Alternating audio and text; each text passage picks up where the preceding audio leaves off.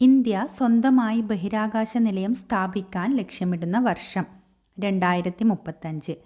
India സ്വന്തമായി ബഹിരാകാശ നിലയം സ്ഥാപിക്കാൻ ലക്ഷ്യമിടുന്ന വർഷം 2035. മനുഷ്യ കമ്പ്യൂട്ടർ എന്നറിയപ്പെടുന്നത് ആര്? ആരാണ് മനുഷ്യ കമ്പ്യൂട്ടർ എന്നറിയപ്പെടുന്നത്? ശകുന്തളാദേവി. ശകുന്തളാദേവിയാണ് മനുഷ്യ കമ്പ്യൂട്ടർ എന്നറിയപ്പെടുന്നത്. മലയാള ഭാഷയുടെ പിതാവ്. ആരാണ് മലയാള ഭാഷയുടെ പിതാവ് എന്നറിയപ്പെടുന്നത്? തുഞ്ചത്ത് രാമാനുജൻ എഴുത്തച്ഛൻ. തുഞ്ചത്ത് രാമാനുജൻ എഴുത്തച്ഛനാണ് മലയാള ഭാഷയുടെ പിതാവ്. നാരങ്ങയിൽ അടങ്ങിയിരിക്കുന്ന ആസിഡ്. ഏതാണ് നാരങ്ങയിൽ അടങ്ങിയിരിക്കുന്ന ആസിഡ്? Citric acid. സിട്രിക് ആസിഡാണ് നാരങ്ങയിൽ അടങ്ങിയിരിക്കുന്ന ആസിഡ്.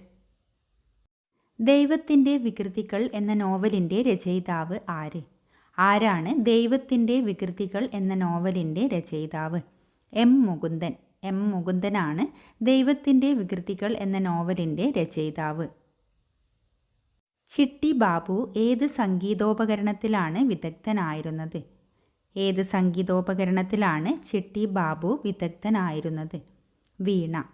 വീണയിലാണ് ചിട്ടി ബാബു വിദഗ്ധനായിരുന്നത്. ലോകസഭയിലെ ആദ്യത്തെ പ്രതിപക്ഷ നേതാവ്. ആരാണ് ലോകസഭയിലെ ആദ്യത്തെ പ്രതിപക്ഷ നേതാവ്? A K Gopalan. A K ജിയാണ് ലോകസഭയിലെ ആദ്യത്തെ പ്രതിപക്ഷ നേതാവ്.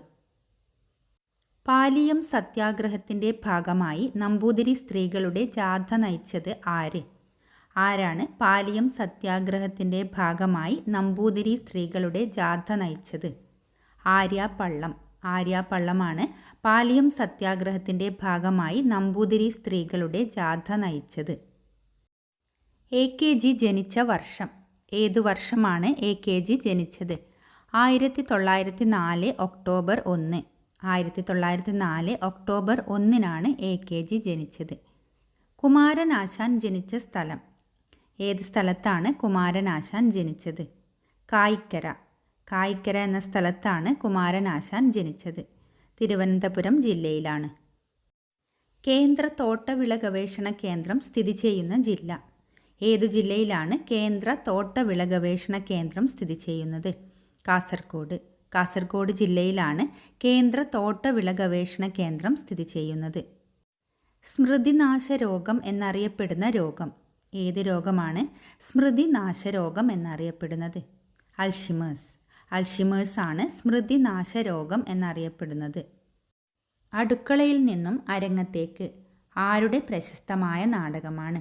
ആരുടെ പ്രശസ്തമായ നാടകമാണ് അടുക്കളയിൽ നിന്നും അരങ്ങത്തേക്ക്? V T ഭട്ടതിരിപ്പാടിൻ്റെ.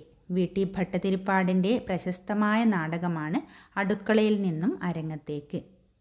നവോത്ഥാന നായകനായ വേലുക്കുട്ടി അരയൻ സ്വന്തം ഗ്രാമത്തിൽ ആരംഭിച്ച വായനശാലയുടെ പേര്?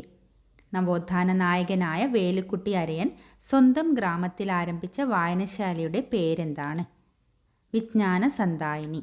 വിജ്ഞാന സന്തായിനി എന്നാണ് നവോത്ഥാന നായകനായ വേലുക്കുട്ടി അരയൻ സ്വന്തം ഗ്രാമത്തിൽ ആരംഭിച്ച വായനശാലയുടെ പേര്.